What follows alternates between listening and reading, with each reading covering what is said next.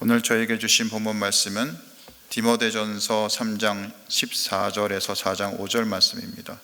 제가 먼저 읽고 교독하도록 하겠습니다. 내가 곧 그대에게 가기를 바라면서도 이 편지로 이런 지시를 써 보내는 것은 만일 내가 늦어지더라도 하나님의 가족 가운데서 사람이 어떻게 처신해야 하는지를 그대가 알게 하려는 것입니다. 이 가족은 살아계신 하나님의 교회요 진리의 기둥과 터입니다. 이 경건의 비밀은 참으로 놀랐습니다. 그분은 육신으로 나시고 성령으로 의롭다 인정을 받으셨습니다. 천사들에게 보이시고 만국에 전파되셨습니다. 세상이 그분을 믿었고 그분은 영광에 쌓여 들려 올라가셨습니다. 성령께서 환히 말씀하십니다. 마지막 때에 어떤 사람들은 믿음에서 떠나 속이는 영과 악마의 교훈을 따를 것입니다. 그러한 교훈은 그 양심의 낙인이 찍힌 거짓말장이 속임수에서 나오는 것입니다. 이런 자들은 혼인을 금하고 어떤 음식물을 먹지 말라고 할 것입니다. 그러나 그 음식물은 하나님께서 믿는 사람과 진리를 아는 사람이 감사하는 마음으로 먹게 하시려고 만드신 것입니다. 같이 읽습니다. 하나님께서 지으신 것은 모두 다 좋은 것이요 감사하는 마음으로 받으면 버릴 것이 하나도 없습니다. 5절이 남았네요. 같이 읽습니다. 모든 것은 하나님의 말씀과 기도로 거룩해집니다. 아멘. 지난 7월 30일 여롱도 단봉팀이 모든 사역을 마치고 올라오는 길이었습니다. 집사님 한 분이 핸드폰을 휴게소에 둔 채로 버스가 출발해서 버스를 다시 돌려가서 다시 가서 휴대폰을 찾은 해프닝이 있었습니다. 물론 단봉 팀원들은 한 사람도 얼굴을 붉히지 않고 기꺼이 동행을 했고 1시간 반 전에 갔던 휴게소에 다시 들려서 화장실도 가고 먹거리도 사 먹었지요. 그리고 버스가 다시 출발했습니다. 한참을 달린 후 버스가 신탄진 휴게소에 들려서 팀원들이 휴식을 취하는데 우연치고는 참 희한한 일이 일어났습니다. 다름 아니라 다른 섬으로 봉사를 간 하도팀을 다시 휴게소에서 보게 된 것이었습니다. 그리고 짧지만 서로의 사역을 그 소식을 반갑게 나누고 감사하고 기뻐하는 시간을 가졌지요. 저는 이 짧은 만남을 통해서 깊은 코이노니아를 느꼈습니다.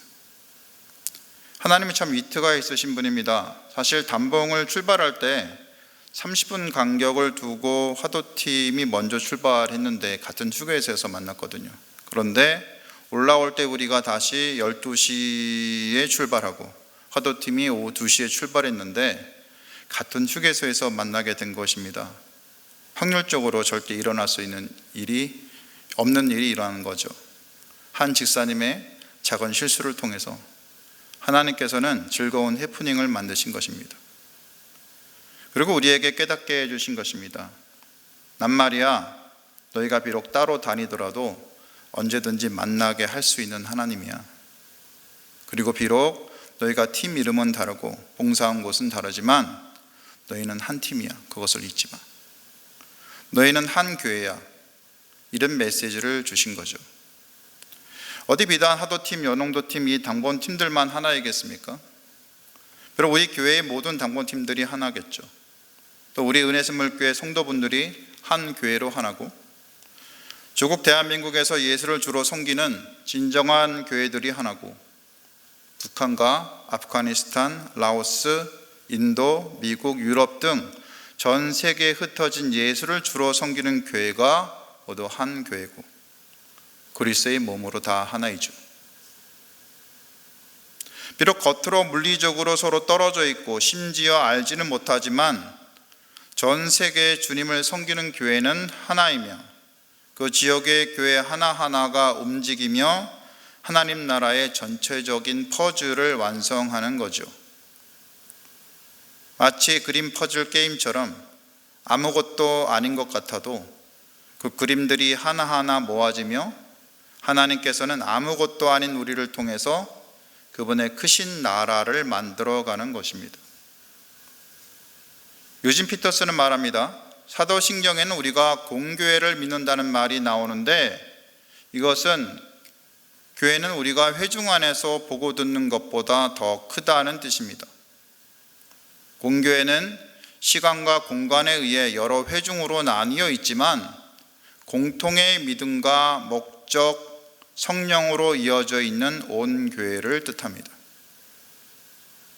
그러니까 피터슨의 말처럼 교회는 우리가 매주일 예배를 드리려고 모이는 것과 목장 모임에서 모이며 느끼는 작은 교회의 형태이기도 하지만 우리가 알지 못하는 하나님 나라의 큰 그림이 그려지는 장소이기도 하다는 것입니다. 그러기에 우리가 하는 예배와 작은 섬김 역시 주님의 나라의 큰 그림을 채워나가는 아주 중요한 일일 수 있습니다.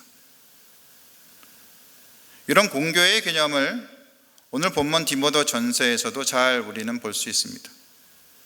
바울은 2년 동안 4개의 주변을 돌며 첫째 겨울은 드로아에서 지내고 이듬해 겨울은 니거볼리에서 지낸 뒤에 로마로 돌아가서 자신의 구볼 여행을 마치고자 했습니다. 바울은 1차 로마 감옥에 투옥된 이후에 잠시 풀려나서 순회 여행을 떠났죠. 그리고 교회를 다독이고 제자 디도를 그레데에 남겨두고 또 다시 디모데를 에베소에 남겨두었습니다. 이 편지를 쓰던 시점만 해도 바울은 겨울을 그리스 본토로 볼 때 아테네가 이쪽에 있으면 그 반대편에 니거볼리가 있거든요. 그 니거볼리가 이게 이탈리아 쪽으로 그 니거볼리에서 보낼 예정이었습니다. 그러니까 에베소에 있는 디모데의 소식을 그러다가 바울이 들은 겁니다. 교회가 거짓 선생들에 의해서 흔들리고 있다는 것입니다. 바울은 바로 디모데에게 가고 싶었지만 바울 자신 역시 성령님의 인도하심에 따라 사역을 하는 중이었으니 자신이 어찌 될지 알 수 없어서 일단 디모데에게 편지를 씁니다. 그게 남겨진 것이 디모데 전서입니다. 본문 15절에서 바울은 디모데에게 이렇게 얘기합니다. 하나님의 가족 가운데서 어떻게 해야 할지를 알려주겠다고 말합니다. 여기서 하나님의 가족으로 번역된 헬라어는 오이코스입니다. 여러분이 잘 아시죠? 집, 또 가정, 가족으로 번역될 수 있습니다. 이것은 교회인 우리가 하나님의 집이고 가정이고 가족이라는 의미입니다. 즉 하나님을 아버지로 모시는 모임, 다른 신자들과 함께 형제 자매가 되는 그러한 모임, 이 가족이 살아계신 하나님의 교회라는 말입니다. 그러니 한 교회로서 하나님의 자녀로서 우리는 나이, 성별, 인종, 문화에 상관없이 동등한 신분입니다. 그러니까 서로를 존중해야 하는 것입니다. 그리고 이것을 근거로 우리의 생각의 폭을 좀 넓혀야 되는 거죠. 우리 옆에 형제 자매들을 용납할 수 있어야 합니다. 사랑하고 또 섬겨야 됩니다. 그리고 전 세계에 흩어진 우리가 전혀 알지 못하는 형제 자매들의 아픔을 볼 수 있어야 됩니다. 그들을 위해 무엇을 할 것인가 고민하는 마음을 가지는 것이 당연하다는 것입니다. 15절에서 진리의 기둥과 터로 번역된 헬라어를 보면 기둥이라는 단어의 헬라어는 스틸로스입니다. 그것은 기둥이나 원주를 가리키며 이렇게 큰 기둥 있죠. 무슨 성전 같은 데 보면 그 큰 기둥 같은 것처럼 지붕을 튼튼하게 받쳐주고 그다음에 높이 올려주는 역할, 그러면서 다른 쪽에서 충분히 볼 수 있게 하는 역할을 하는 게 이 스틸로스, 기둥이라는 뜻입니다. 그리고 더하여서 터라는 헬라어 단어는 헤드라이 오마라는 건데 건물의 터나 보루를 말합니다. 그러니까 건물을 안정하게 이렇게 지켜주는 역할을 합니다. 그러니까 바울은 아들 같은 제자 디모데에게 말하는 것입니다. 디모데야, 교회는 진리의 터로서 진리를 튼튼하게 받쳐줘야 돼. 거짓 가르침으로 무너지지 않아야 돼. 교회는 진리의 기둥이니 진리를 높이 들러서 알림으로 사람들이 진리를 붙들게 해야 돼. 그리고 16절에서 바울은 다시 말합니다. 이 경건의 비밀이 놀라운 거다. 이어서 육신으로 나타나시고 하면서 예수님에 대해서 쭉 이어갑니다. 이 진리가 무엇이냐? 예수님이죠. 이 경건의 비밀이 무엇이냐? 예수님이죠. 육신으로 나타나시고 예수님의 성육신을 가리킵니다. 하나님의 아들이신 예수께서, 하나님이신 예수께서 인간의 몸으로 오셨다라는 거죠. 성령으로 의롭다 인정을 받으셨습니다. 주님께서 십자가에 죽으시고 부활 승천하심으로 성령이 오셨죠. 성령이 오신 것 자체가 주님이 가르친 게 진리라는 겁니다. 성령이 오셨으므로 그분이 하나님의 아들임이 분명하다는 겁니다. 세 번째, 천사로에게 보이시고, 이것은 예수님의 승천을 말합니다. 예수님께서 이 땅을 다 마치고 하늘에 올라가신 것을 천사들에게 보였다라는 시적 표현으로 표현한 겁니다. 만국에게 전파되셨습니다는 잘 아시다시피 교회를 통해 복음 전파가 되는 것을 말하고, 세상이 그분을 믿었고는 세상 모든 지역이 예수님을 믿는 것을 말하고, 그분의 영광에 쌓여 들러 올라가셨습니다는 역시 예수님의 승천을 말하기도 하지만, 사도행전 1장에서 천사들이 말하죠. 그분이 영광에 쌓여서 올라가신 것처럼 다시 재림하실 거다라는 것을 내포하는 의미라고 할 것입니다. 바울은 디모데에게 진리이신 예수님에 대한 복음의 핵심을 말하는 이 16절을 말하면서, 이처럼 기본으로 돌아가서 진리를 토대로 바로 선다면, 네가 이미 다 알고 있는 내용이긴 하지만 기본으로 돌아가서 이 복음의 핵심을 바로 세워서 이것을 토대로 바로 선다면 에베소 교회가 흔들리지 않을 것임을 말하고 있는 것입니다. 이어서 4장 1절에서 바울은 디모데에게 말합니다.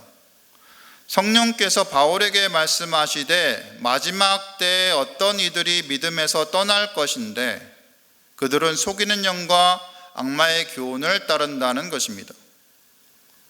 바울은 이 1절에서 거짓 교사들의 영적 동기가 무엇인지 말합니다. 그들의 거짓 가르침은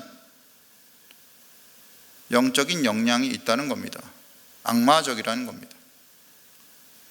그들은 믿음에서 떠났고 유혹하는 영과 이 악마의 가르침을 따르고 있다는 겁니다. 여기서 우리가 기억해야 할 것은 바울에게 성령의 역사했던 것을 기억해야 됩니다. 바울은 성령의 역사를 통해서 예언을 했습니다. 이런 것처럼 거짓 교사들에게는 악령의 역사가 있을 수 있다는 겁니다.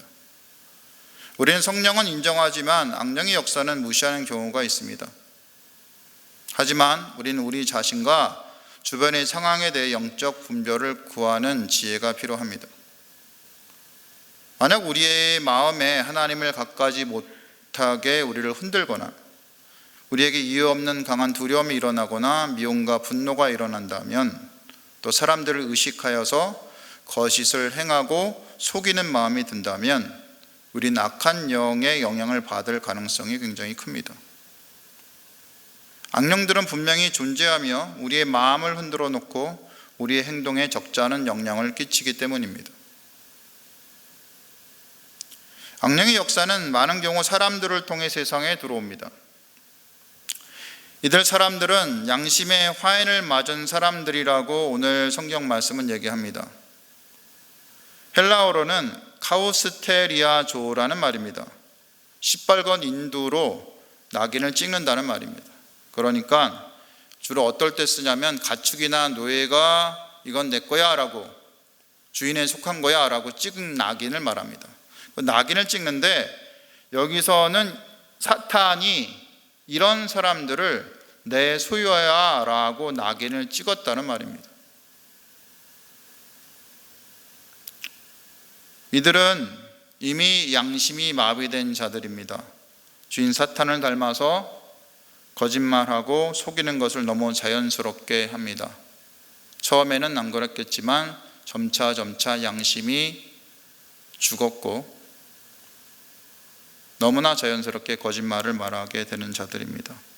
이들은 오히려 여러 문제들에 대해 설득력 있게 말하며 혹은 성경을 들먹이면서 자기 주장을 말하기도 합니다.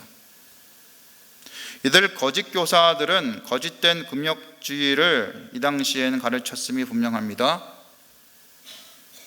교회사를 보면 어떤 교사들은 성욕과 식욕을 부정한 것으로 보았습니다.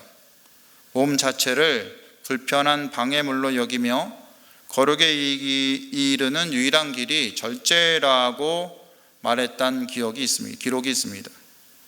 그러니까 이들의 이런 경향의 출처는 사실 유대교입니다. 예를 들어서 우리가 쿰란이라고 들어보셨는지 모르겠는데, 쿰란 지역의 에스네파 같은 파의 전통은 쾌락을 악으로 여겨서 거부했습니다. 그리고 국기를 덕으로 여겨 존중했으며 결혼을 소홀히 했습니다. 이런 유대교는 후에 헬라 철학인 초기 영지주의와 결합하게 됩니다. 영지주의 역시 우주가 변질되지 않고 완전한 이데아의 세계와 변질되고 완전한 물질 세계로 되어 있다는 그런 플라톤의 사상에 영향을 받은 건데요. 따라서 이들은 영혼은 순결한 이데아에 속하고 육체는 타락한 물질 세계에 속하므로 몸을 부인하고 학대해야 영혼이 자랄 수 있다고 가르쳤습니다. 이는 금욕주의로 변질됩니다. 그래서 성욕, 식욕 등 욕망을 채우는 행위를 단죄했던 거죠. 바울은 이들의 주장에 대해서 이렇게 말합니다. 사람도 음식물도 하나님께서 창조하셨소.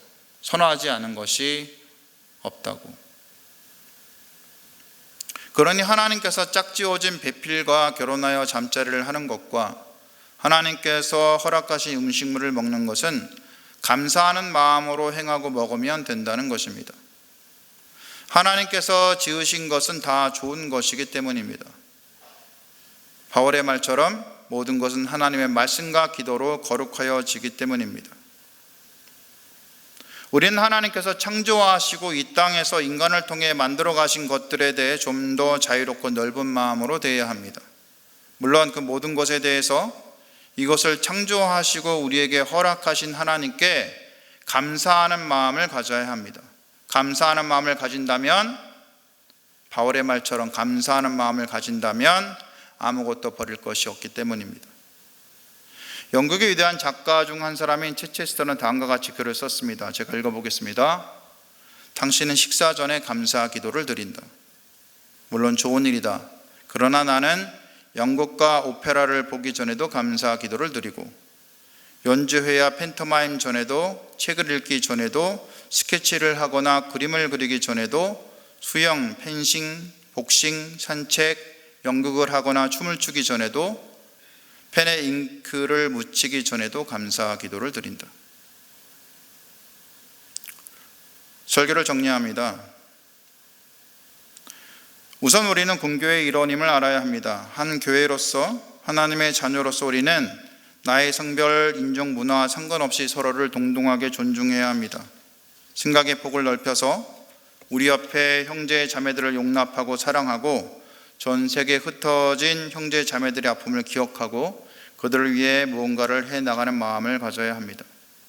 또한 우리는 교회이며 진리의 터로서 진리를 튼튼하게 받쳐주고 거짓 가르침으로 무너지지 않으며 진리를 높이 들어서 알림으로 사람들이 진리를 붙들게 하는 역할을 해야 합니다. 마지막으로 우리는 거짓 가르침을 말씀과 기도로 분별할 줄 알아야 합니다. 거짓 영들의 속삭임에 속지 않도록 성령 안에서 자유롭고 사랑하며 감사하는 마음을 가져야 할 것입니다. 이 설교를 들으시는 모든 분들이 이런 마음을 가지고 형제 자매를 기꺼이 돕고 교회를 지키시는 분들이 다 되시기를 주님의 이름으로 축원드립니다. 기도 제목 알려드립니다. 한 교회로서 우리 옆에 형제 자매들을 용납하고 사랑하고 전 세계에 흩어진 형제 자매들의 아픔을 기억하며 진리를 높이 들어서 알림으로 사람들이 진리를 붙들게 하며 거짓 가르침을 말씀과 기도로 분별하고 거짓 영들의 속임새에 속지 않도록 성령 안에서 자유롭고 사랑하며 감사하는 마음을 가지는 분들이 다 되시기를 기도하시기 바랍니다. 다음 세대를 위해서 기도해 주십시오. 우리 교회가 안고 있는 다음 세대가 한국교회의 미래임을 기억하시고 그들 위해서 기도해 주셨으면 합니다. 마지막으로 예수 영정 모임과 곧 있을 청년의 수련회를 위해서 기도하신 후에 개인 기도하시면 되겠습니다. 기도하시겠습니다.